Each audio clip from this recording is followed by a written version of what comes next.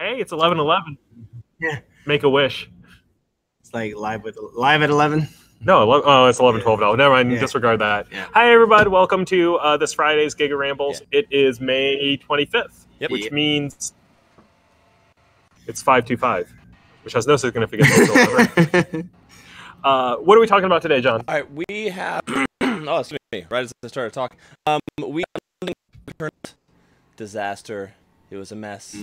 We're gonna talk about why. Was it really a disaster? No, it was the Sochi Winter Olympics of 40K tournaments. Except they cannot claim they spent $50 million or whatever. No, they can, and that's the... especially on the terrain. Yeah. So we're talking about that. It was kind of shocking, like all the stuff that came out on that weekend.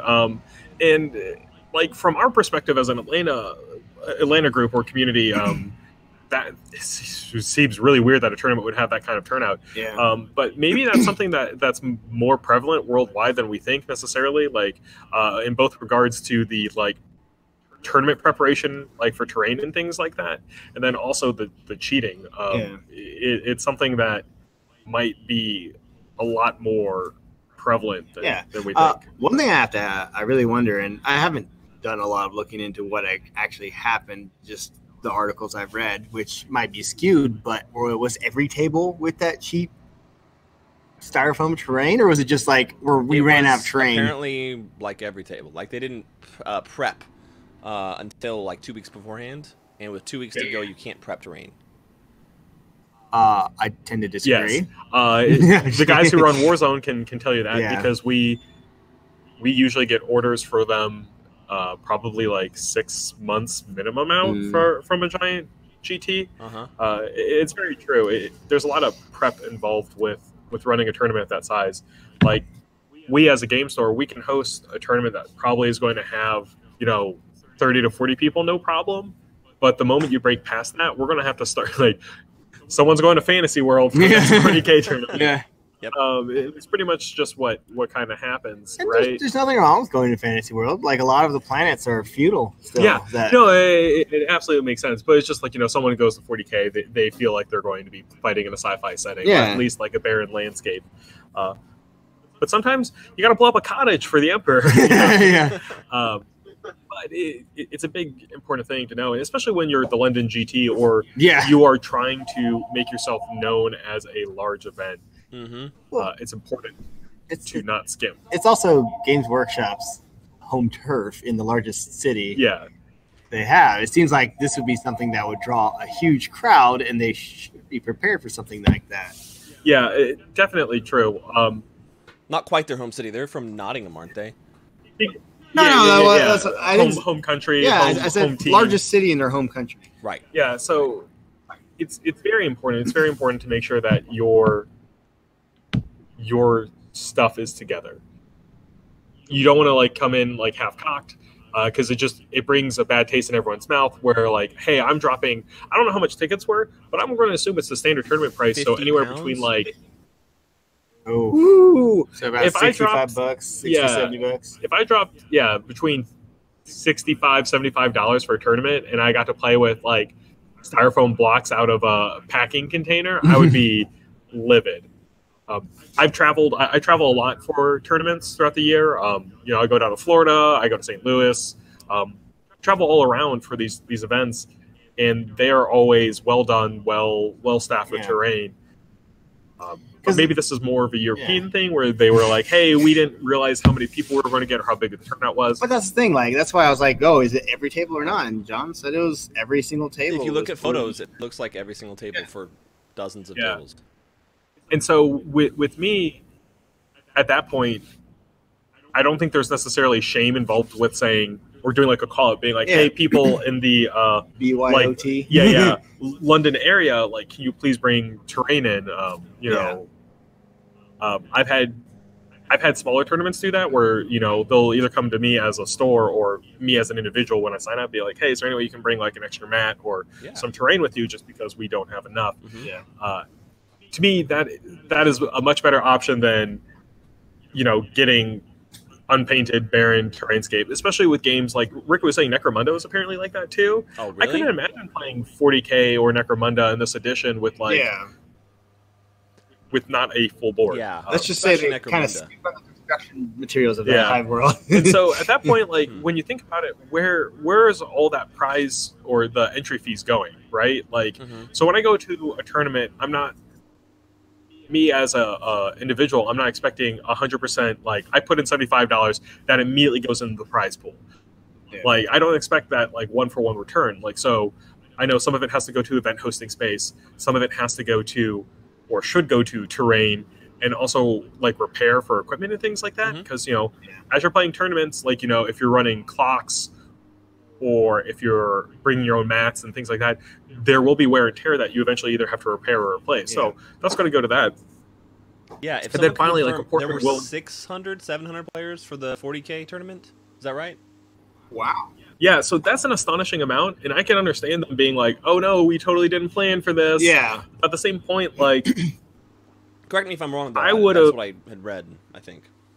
yeah, but like that might be true. And at that point, I would have like given Games Workshop a call. Yeah. Like be like, hey GW, we done goofed. Is there any way we can rent some terrain for the weekend or do something? And maybe they did that. And Games Workshop was like, sorry, like This is company why- policy yeah. says we can't Or hand any this of is this why out. we Yeah. don't run the tournaments anymore. Correct, Something yeah. like that. But That still looks. I can guarantee you that attendance will drop Yeah. next year. Not only because of this, but also because of the cheating fiasco. Yeah, let's Yeah, talk about that. God. So, cheating, top table, obviously, we're in the modern age where we are going to stream most events, especially the top Yeah. table. Mm-hmm. In my mind, How dumb do you have to be? to cheat, Yeah, and not and I- only to cheat, like, so it was one of those things where, like, you can goof up on the rules, you can maybe, like, knock a dice over and forgot what you rolled and, like, have to Yeah. re-roll or whatever.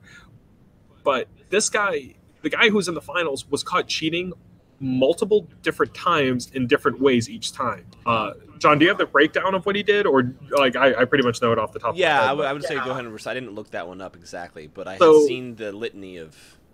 but yeah, he misrepresented wounds.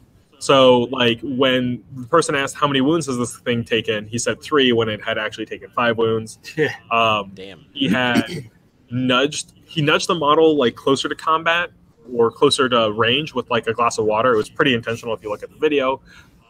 He had also called ranges wrong, where he was just like, "Oh yeah, I'm going to shoot you with this rocket." The guy's like, "Are you sure in range?" And he's like, "Yeah, it's fine." He was like, "I measured before," and then his opponent actually asked him to measure again, and it was out 2 inches. Damn. And the guy was like, "Well, it's supposed to be within, so I'm just going to move my model forward," and What? called to stop. Yeah.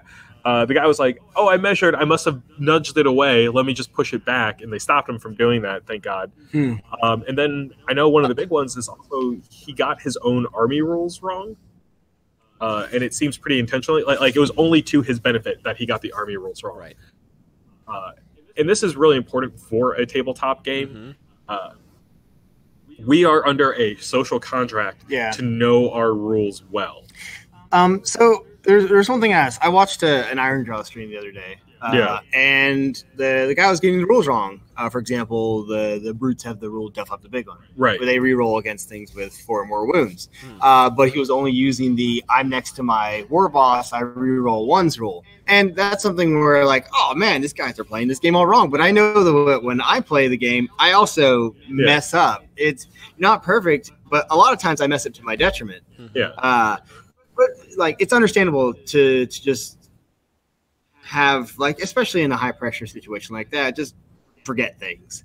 But when it's on camera repeatedly and only to your advantage, things add up. Yeah. And that I don't understand why. So it is obviously become intentional, and I don't understand how on camera, like with hundreds of people watching, you're willing to say like, I know everyone doesn't know my rules. Like there's hundreds of people that know the rules better than you. How you're gonna get called out. So JP, the Great One, asks or states, basically, it seems like cheating is prevalent in 40K, or like at least you hear about it. Yeah. Confirm if it's like more prevalent than other systems or anything like that. But a lot of it, from my personal experience, is that a lot of times these things get a slide, right? Mhm. Like someone will say, "Oh, I meant to be 2 inches closer," you know.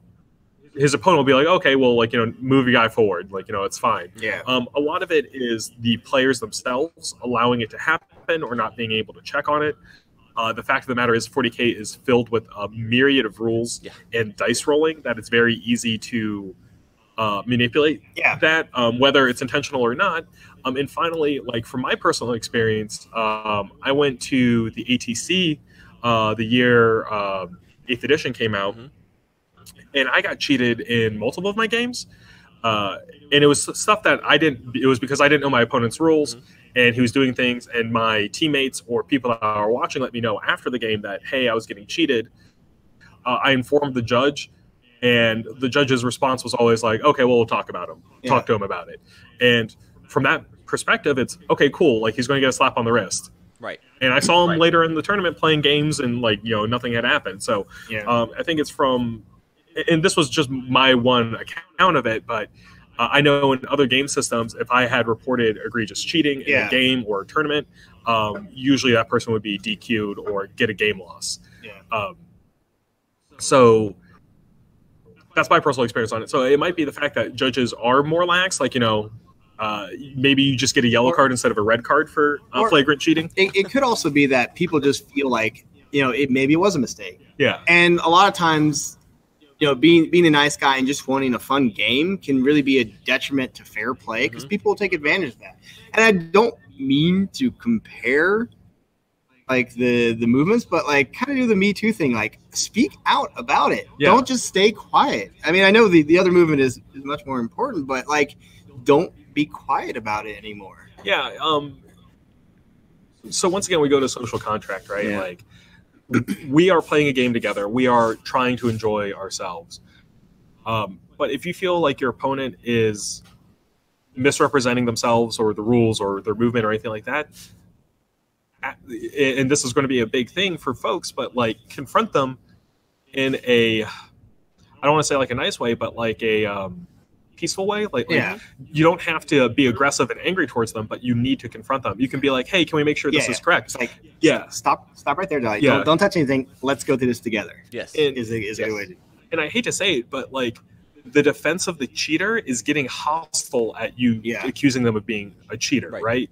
And this is something I've seen through going to different conventions and tournaments, is that normally if you call someone out or accuse them of something, and it's very difficult to not get hostile when someone says, hey, you're cheating, even if you're not.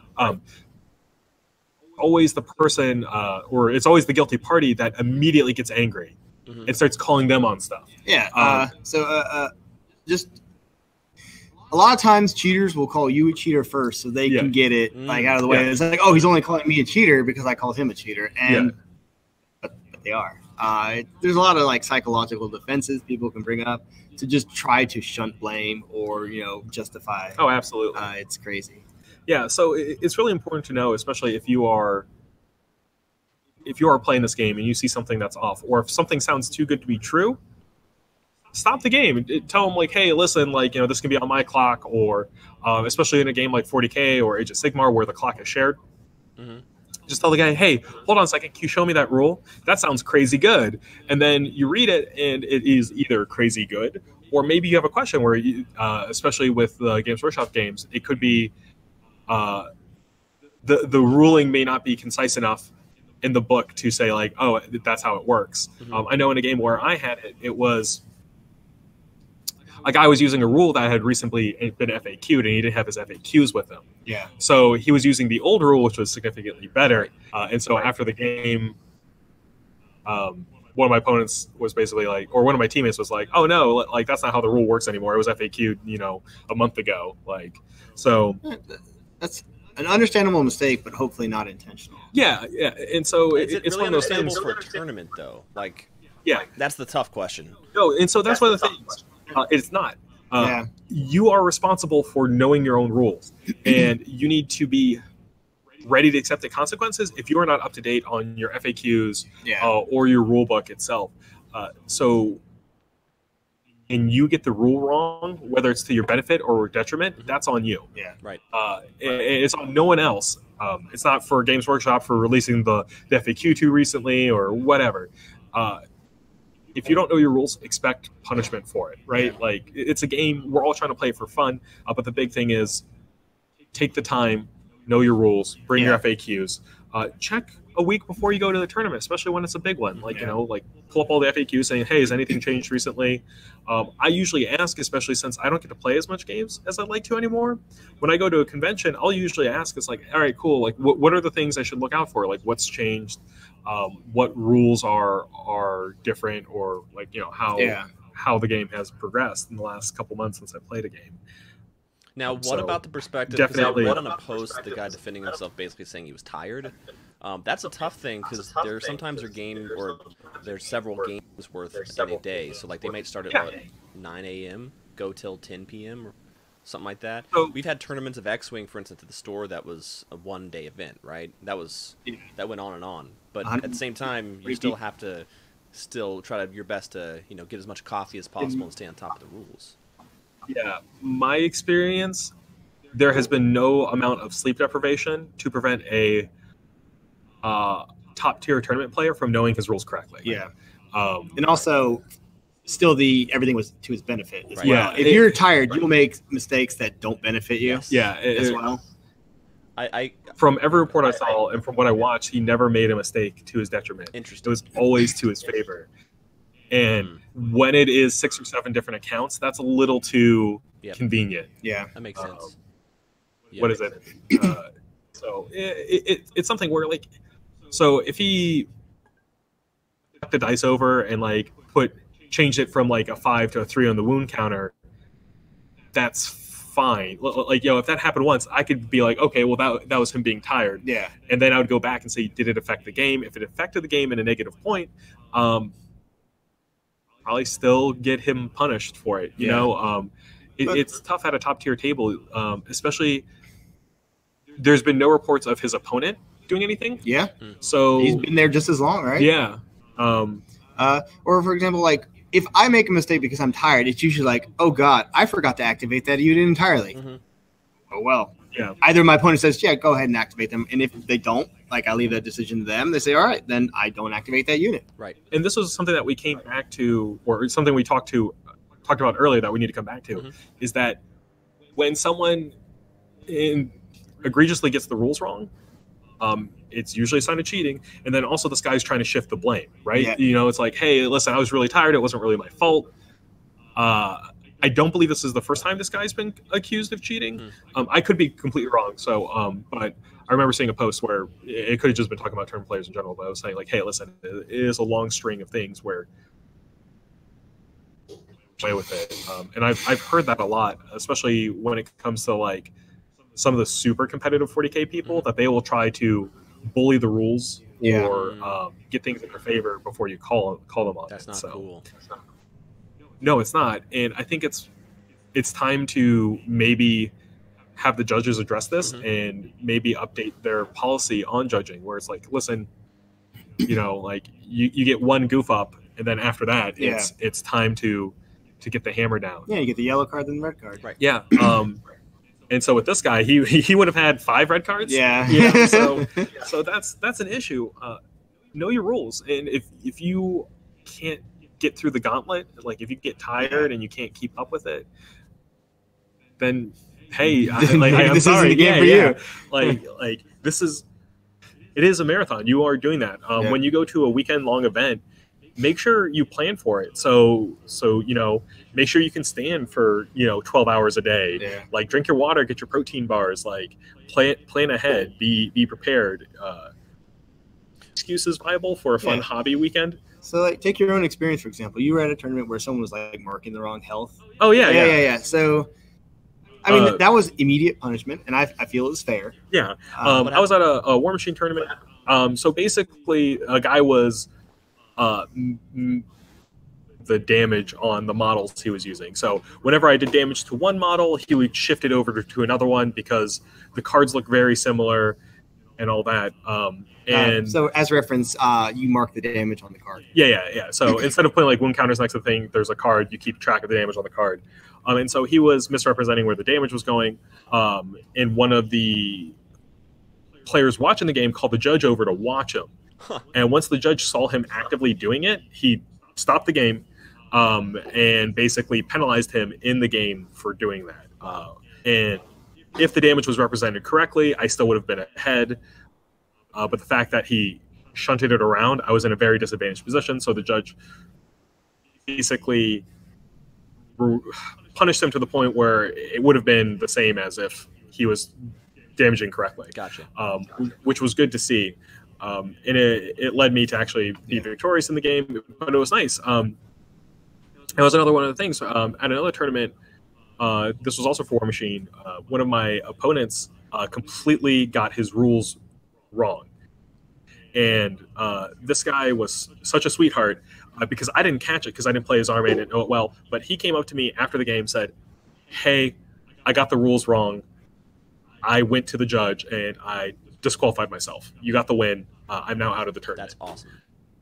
He was like, it was a very nice gesture. I actually convinced him to keep playing. Oh, really? Yeah. I was just like, no, don't stop having fun. Like, it's just a mistake. Like, keep going, kind of thing. But it was a very nice gesture, and I think that's kind of the mentality you want to see. Mm-hmm. Yeah. I'm a big advocate of player responsibility. So if you were tired and you got the rules wrong, so that guy at the GT should have been like, I was really tired. I got a bunch of rules wrong. He definitely deserved the win. Yeah. Right. Not, I was tired. I got a bunch of rules wrong. But I totally want that thing. Give me the money. Yeah. So it doesn't matter what he says. It's all about player. Sorry, it doesn't matter what excuse he says. It's player responsibility. Yeah. So if he made a bunch of mistakes, he should have been the better man. Yeah. And so poorly. Yeah. Why would you want that victory as someone who enjoys the game? Now, from a venue perspective, how does that, you think, affect, like, for instance, the London GT? If that happened to us, for instance, at Gigabytes, what would we do about it, basically? So if I'm judging the event and someone calls flagrant cheating, I usually see the severity of it, how much it affected the game state, but pretty much it's a disqualification. Okay. Excuse me, it's a game loss. And this is towards the Magic style rules where it's like, listen, if it's a flagrant violation that did affect the outcome of the game, no matter how minute it is, then game loss. Gotcha. It's plain and simple. That's how I run it. I know it may not be the most fair, or not the most fair. That is probably the most black and white interpretation, is probably very strict, but I feel like that's the best for the health of the game because you get one game loss, and that's probably the last time you make that mistake, or the last time you try to do that thing. And going to what JP said for that story for the game where he was misrepresenting his damage, the judge removed from play the beast that I was attempting to kill, but made sure the damage stayed on all the war beasts that he marked incorrectly. So don't cheat because the judges will get you. Yeah, but I found that to be a very fair punishment. It's like, well, I wanted to kill that. All right, it's gone. Represent it. Deal with your own mistake.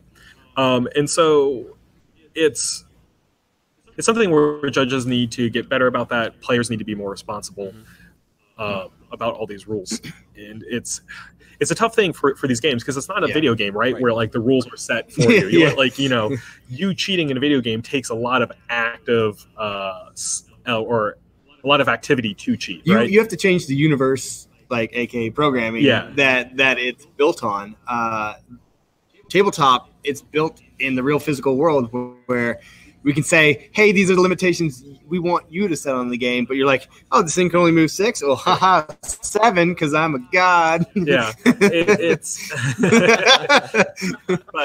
but yeah, so I mean, it is easier to get by with cheating, and maybe that's why there's more of a prevalence in it. Yeah, and it's something to where community and stop it, and I do like harsher punishments because I feel like it prevents cheating in the future. Like I think for that London GT, the next time there's a GT in England that's run by the same company or the same people, 4 times as many cameras.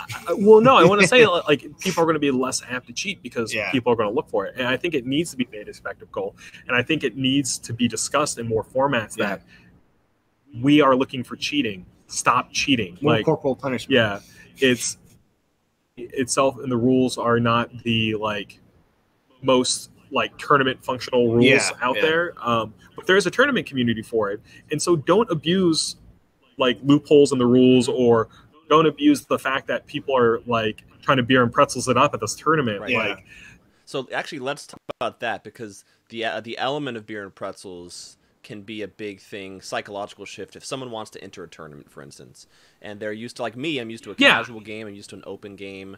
You know, I tend to go conservative in my movement, you know, and I measure stuff and I ask my opponent. But rule stuff, sometimes I mess up. Like a recent game I had, I did Tide of Traders twice, and the FAQ specifically said it was a once per game thing. And I did not look up the FAQ because it's a casual game, right? It's just between me and a friend. Yeah. And that changed the whole game for me. It allowed me to, like, basically win that game.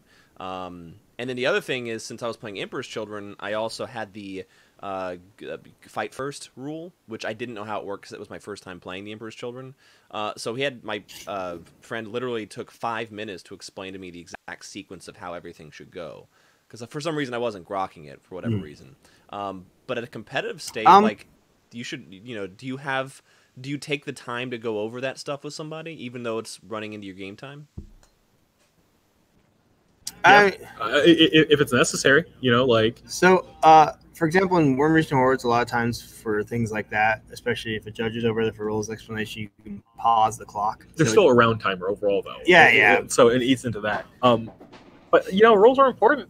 So you kind of need to make sure that, and if it eats into time, it eats into time. It's unfortunate, and I don't think anyone's intent is try to stall the game at that point. Yeah. And usually rules clarification should only take at maximum 5 minutes. Right. If you can't find the rule in 5 minutes, then maybe that rule doesn't exist. But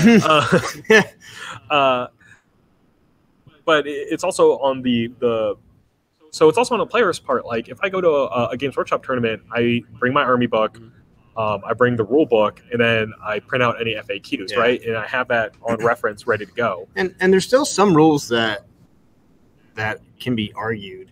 Interpretation. Yeah, like for example, the shaman. Remember? Yeah. Like, it says the nearest Iron Jaw unit gets zotted for D3 mortal wounds. Like, he's a unit and he's the closest to himself. Yeah. Why do they even mention this 10-inch rule? So is it supposed to be him, or is it supposed to be the people around him? Yeah. So he himself would always be the closest thing. So why would it have to start interpreting the rules or like ask for an FAQ? Because either the intention is it's some sort of future proofing to where like a non-Iron Jaws model could have that spell and they could just copy and paste it and put it in there. Well, that's the thing. Like that's where I thought. Well, it's not a spell; it's an ability. Ability. Yeah. So someone can copy and paste that ability on another model that's not Iron Jaws, which then it would have that negative drawback.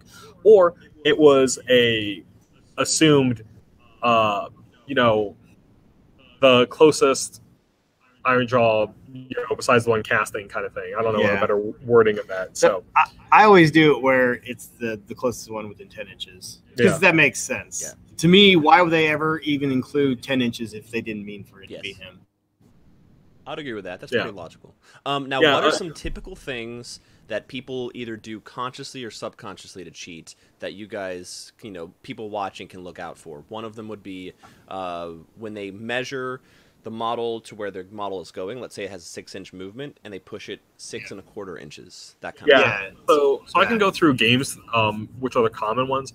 So like War Machine and Hordes, like the most common thing that either I've done or I've seen done a lot is you talk about like, okay, well, I can charge 10 inches and then I have 2 inches of melee. Okay. So I can theoretically hit someone 12 inches away.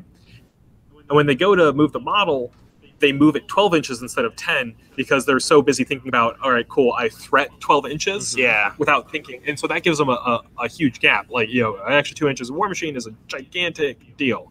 So that's something that happens frequently, or at least people are not conscious about. Like, I think that happened to me, and luckily my opponent like caught me on it because I got so caught up with like what my maximum threat range was that I forgot that movement and melee range are two separate things. So a lot of these games are I go, you go.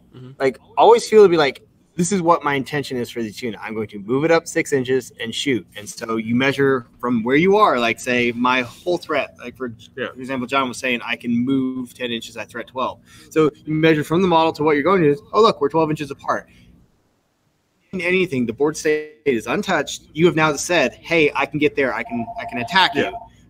And your opponent can't be like, "Oh no, you moved those models already. I don't believe you," or anything like that. You can. It's not hard. You already know what you're going to do with this unit. It's not hard to explain. Like, all right, so shoot 10. So look, we're 20 inches apart. I'm going to move 10, shoot 10. Mm-hmm. Yeah, you can't really argue against that.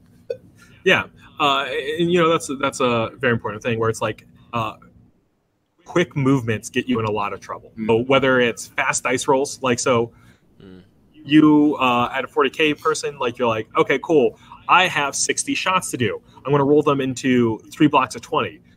You count them up, you roll 20 again, and then you roll 20. In that span of time, like it might take you 30 seconds to do all that. You could miscount the hits or miscount the dice you're rolling.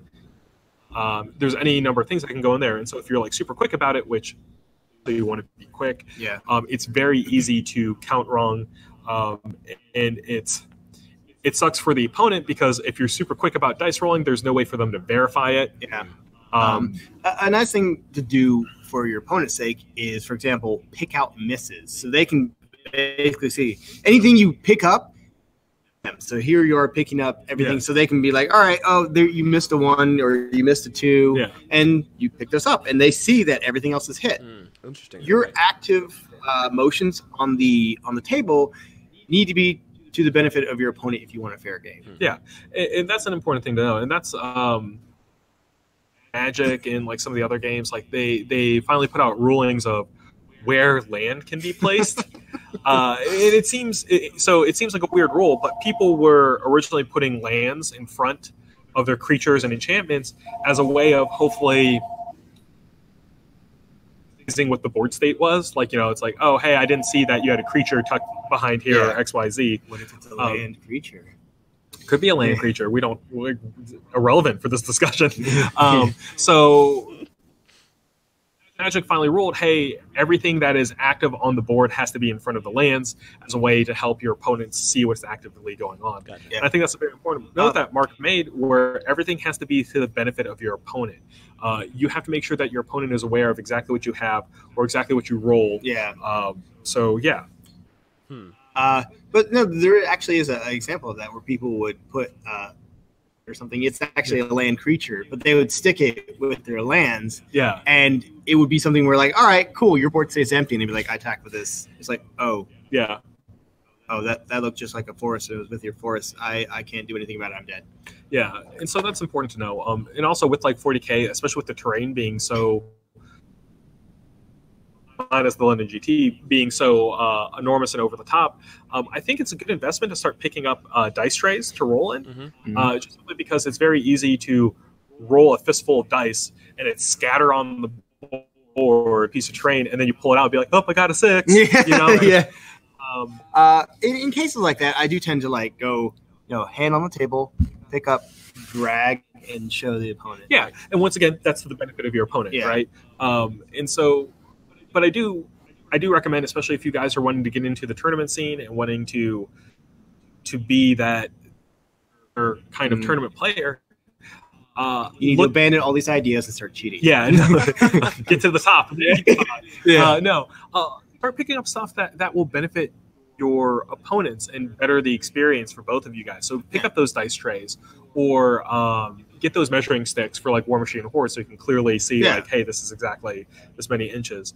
And same with like Fantasy Flight and all that sort of things. Like, get the materials you need to represent your board state correctly. Whether it's a binder with all of the FAQs and rules, or like a dashboard for games that involve a lot of cards, like Legion and X-Wing and Armada and all that sort of stuff, so your opponent can see what upgrades you have and all that.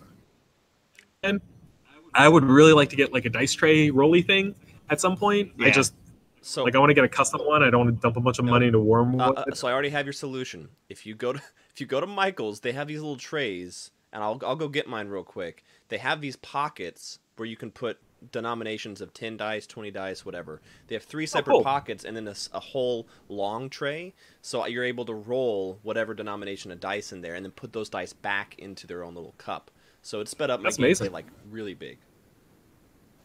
Yeah. Yeah, I'm gonna go grab it. Yeah. So So like dice towers seem like a little over the top for me. I don't know why, but like I've enjoyed mine. yeah, well, I guess it depends. Like Jeremy was saying, like rolling over like 20 dice per attack. Like Yeah. maybe a dice tower isn't correct. But you know, dice towers are another way. Like I have never met someone skillful enough at throwing a dice on the table that they can get the number they want consistently. You gotta Unless microwave it's them JP first, the Great man. One. Yeah. Sometimes. God. 1 in 32,000, something around that Yeah, number. yeah, It that's was fine. insane. But no, for the most part, like, you know, no one dice towers because once again, it takes the randomization out of your hand and puts it into a third party. Which is what I need. Yeah. But yeah, it's really important to once again show your opponent what's going on and being cognizant of the fact that, like, hey, I'm not cheating this guy, but I need to make sure that he knows what's going on. And be a better player that way. I would love to get a community of great tournament players. And I think we're pretty close to that for a lot of our games. I know the Atlanta crowd in general is pretty tight on the rules, and the few people that have almost immediately called out, which is great. So like Atlanta to me is a nice safe space for playing games and representing correctly. There's two issues with that. One, we don't want to become too complacent in our safe space where we just assume everyone is representing the rules 100% correctly. And then secondly, you need to prepare yourself for when you do travel or when we have folks coming in from out of town who don't necessarily follow the same sort of player contract that we have. And not to say that they're immediately cheating, but the fact of the matter is, like, they may not be they might run loose with their movement. Run loose with the movement, or not be up to date on the rules, or assume that you know something that you may not actually know. And that's a big issue. Well, one thing I've seen a lot, though, has been where they move one model the correct distance, and then everything else is willy-nilly. Like, they might move the front model, the distance it can move, but then the models behind it somehow move past the front model. It's like, all right, you know, if you keep the same formation, I'm fine. But when it starts turning into a different blob, and that's something I actually have to catch myself doing, where I'm like, all right, the leader of the unit here, and then everybody was like, wait. Those guys were behind it. I can't get them in this position that I want. I need to back up like an inch. Legion gets around that. You just move the unit leader and everyone can just form a blob around it, which is amazing. It is really amazing because my 40 cultists, it always ends up changing. It's crazy. Yeah. You know, it's just like there's a lot of things you can do to improve your gameplay. Because one, I don't want anyone to either not knowingly cheat or be accused of cheating because they're not, you know, they're not being as tight with their measurements or rules quoting as possible. So it's something that we can all improve upon as a community. Like I said, I know Atlanta's pretty awesome for it, but you know, there's always ways to improve, and there's always it's always good to like refresh it to once again keep yourself in good habits and to better the experience for other people, and maybe get other people to start adopting your habits. I know once someone showed up with like a dice tray for one of our games, the community went like in a frenzy, and you know, we had half of the players then using dice trays, just because it's a much better way to keep track of things. At least for me as a painter, I spend a lot of time on my models. I don't really want like stray dice flying around, especially with those nice metal ones we have now. It's just like flinging dice and just boop, knock an arm off of troll blood. That was actually me. I did that once. I felt really bad. Don't ever flick a dice on a table because it'll bounce and destroy something. Maybe not something that you love, but something someone else loves. You'll be the villain of that story. So it's stuff to keep mindful of, and ways to improve. So I know we at Gigabytes, like a lot of our staff don't necessarily run events consistently. It's pretty much Rob, but I'd like to see other tournament organizers get a little bit more in terms of checking on the rules and things like that. I know it's pretty easy to say, hey, bring your lists. Like bring a copy of your list, but make sure you also bring your FAQs and things like that. I think that should be a requirement for 40K, just to have more or less open source tournaments. And if you're not okay with people like fondling through your expensive books, especially if you got a limited edition, photocopy. It's pretty easy. Like take pictures on your cell phone of the rules and then go print it out. It takes like 2 seconds. Yep. Because I've had to do that before. Yeah. So, yeah. Yeah, that's a good good conversation on that. JP, I don't remember. I only remember how you wronged me that one game. If I did, I'm sorry. I feel awful whenever I chip or damage someone's models. Damaging someone else's models with how much time I put into my models really kind of puts a damper on my weekend. Yeah, because chips never look the same. No, as you the try, original and it's never the same. So if I did, and I'm sure I did, really sorry. Like, I don't ever want to damage someone's models. So yeah, like dropping a Gorax. No, Oh. damn. Actually, I was thinking about this. Someone mentioned Dust earlier about movement and stuff like that. That system works really well for tournaments since it's a grid. Yeah. And then the dice also are super easy to see the results of. So there's not a lot of rule confusion that I know of that I've seen.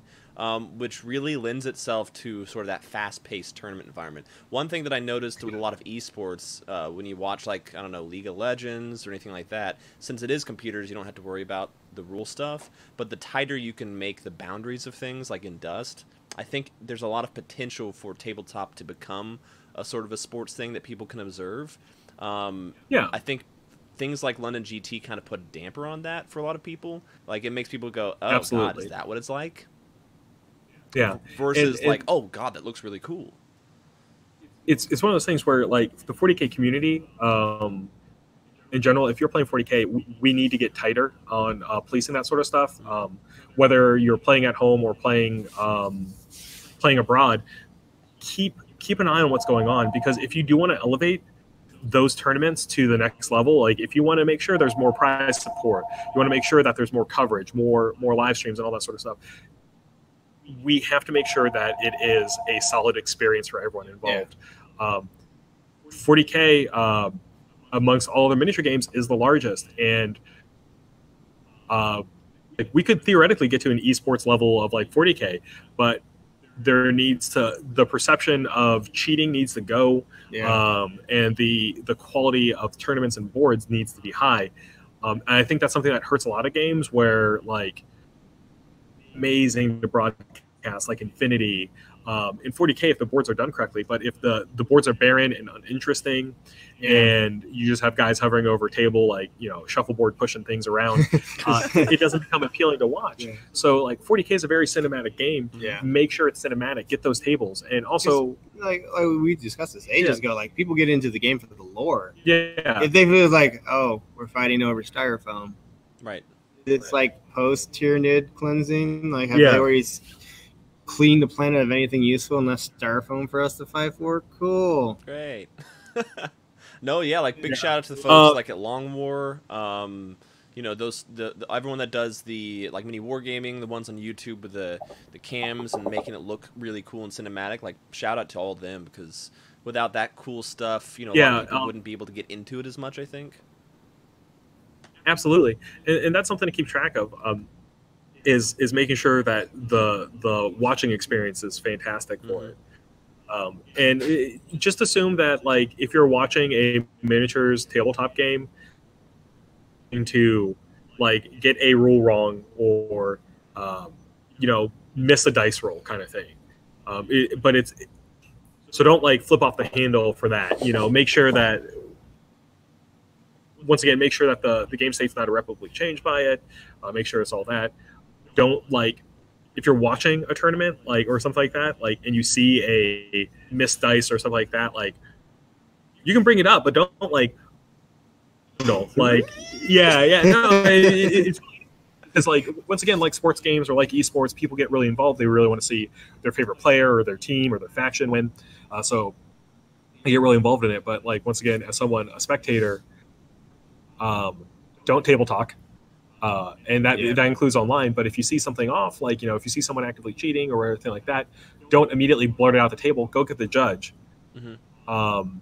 And that's something where you're watching a game, you can, like, especially online or on Twitch, you can say, hey, broadcaster, like, get a judge, or like I think something's wrong. Don't ever be like, he did this wrong. Right. You can be like, hey, I think this is off. Can someone take a look at it? Like, and that's a big thing, because also, once again, like, while watching is different than being there, and being there is different than playing in the game. So something could have been said, or it could have been a different rule than you thought. But if you think something's wrong, someone about it.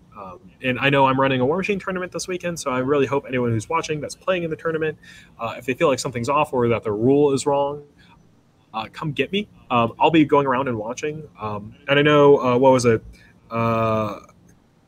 Kamua? Sorry if I pronounced your name incorrectly. I know with the 40K tournaments, they usually prevent a new codex being used in a tournament until a month is over. Yep. And I think that's important because, especially games with 40K, usually an FAQ is required to address some concerns. It's responsibility to make sure that he is up to date on all the current rules, because you, as a tournament organizer or a judge for a tournament, you need to be able to answer the judge calls that's going to happen. So, like, Harlequins comes out this weekend. Yeah. We haven't got our shipment in. We will be getting it. We have the codex, the gate, and the cards. So come check that out. But once again, once Harlequins are allowed in a tournament, whoever's running it needs to know what the rules are, in a sense, to answer questions, and especially when it comes to an FAQ. So, yeah. That takes time to digest. Nice. All right, we are running up on time, so next week we're going to talk about the state of 40K 1 year on, because June 3rd was the release of 8th edition, and it is an entire year with tons of codexes, tons of rules, changes, tons of tournaments, so tons to talk about next week. And then, do we have any time to talk about any new releases, or we're pretty much up on opening? So I kind of covered Harlequins, so cards, and Eldari Warpgate. In terms of other new releases, we have Leia Organa Commander, 4 Star Wars Legion, plus the Fleet Troopers, which is a huge boon to the Rebel faction for a Legion game. It just gets some more variety and gets you more new stuff. For War Machine and Hordes, we had a bunch of Blighted Ogryn stuff come out. I believe Golab dropped today, who is a Bladed Vulture dude who looks really rocking.